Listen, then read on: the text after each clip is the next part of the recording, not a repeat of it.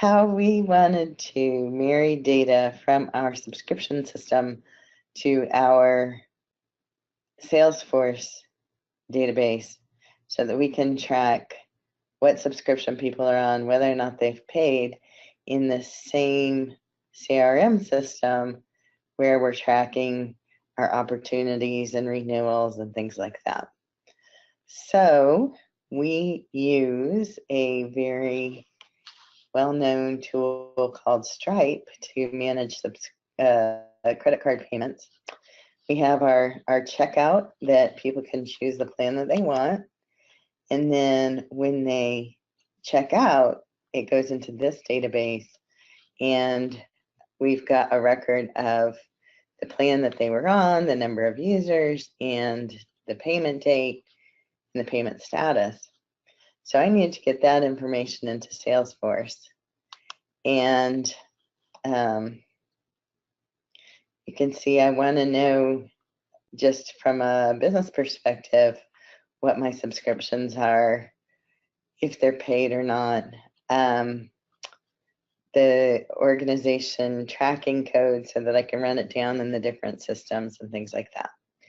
So what we did was Google data integration tools and ran across this one, Skyvia, that has a lovely interface that's very graphical, click-friendly, easy to use, and we decided to use it for this integration purpose.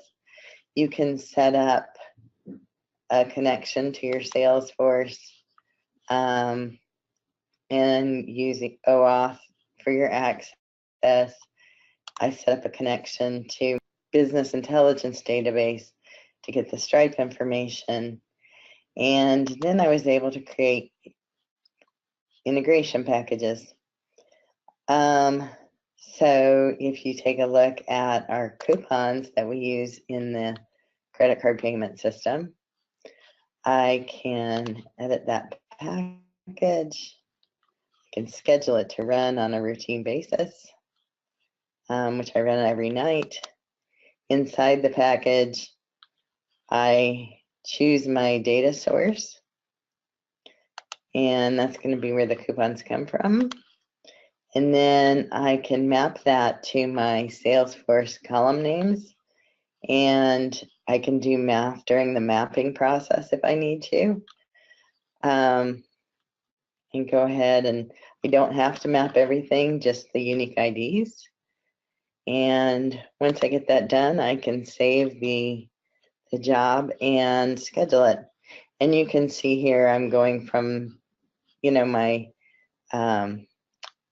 database where things are coming from, my database where things are going to, and I can set up multiple tasks for a special object. I made this Stripe coupon object in Salesforce. Let's talk a little bit about how that's done. If you go to Salesforce Setup and then Create, you can create objects, which is what this is. And on mine, I set up the Stripe coupon, and all these custom Salesforce objects come with these 4 basic fields. And then I went ahead and created all the fields that I needed for my Stripe interface. So how much off the coupon is, or if it's a dollar amount off, the number of months that the coupon lasts, and any of that other information. So all of this data is populated by my little Stripe job, and then I can create custom fields on the account object. So I can pull over the Stripe subscription start date and the subscription status, subscription renewal date, and all the other information that I need. I then was able to use my credit card payment annual renewal date to trigger a process where we create opportunities in Salesforce for those renewals and get in touch with the customers in advance of their renewal and make sure they're happy with the product and that they're using it well, so that they're happy to continue their renewal when the time comes. Once we got our renewal information over, we were able to go into the process builder, create renewal opportunities automatically, and I have quite a bit of criteria that goes into deciding if an account is ready to have a renewal opportunity made for it. But you can see if the customer has already quit paying or if they're on a trialing basis, we don't create a renewal for them. We want to make sure it's somebody that's doing business that's not on like a monthly cycle, because we don't have to do renewals for monthly customers. And then I do a little bit of math around the last time I created a renewal opportunity.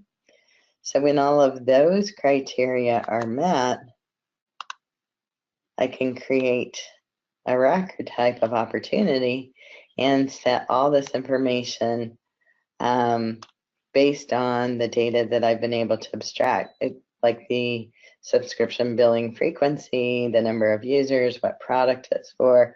All this is data that I can pre-populate in the opportunity based on that information that I'm getting from Stripe.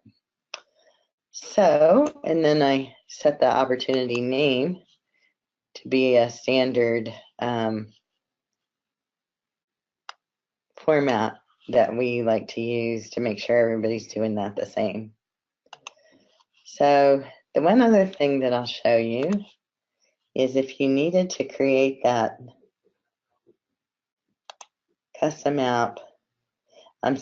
object, when you do a new custom object, it'll let you put in the names and decide the name of the record type. That's where I put Stripe subscription.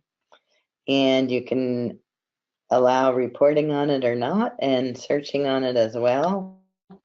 And you can work on it privately and then deploy it so that your users can see it.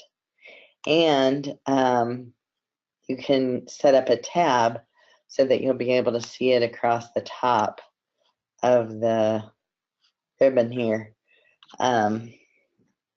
So that's a handy thing to have when you want to go look at it. If I look in here at my Stripe subscription or Stripe coupons table, you can see I have the same information that I was showing on that other screen pretty much.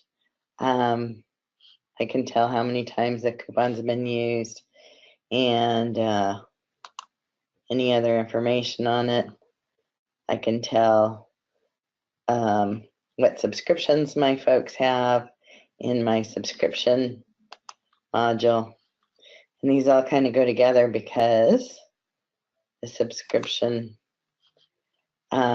takes into account what coupon people are using to come up with the net price that I put on there. These are all calculated based on the coupon used and the percent off, the gross subscription value, the net subscription value. I calculate all that and send it over to the account record for easy reporting for my team.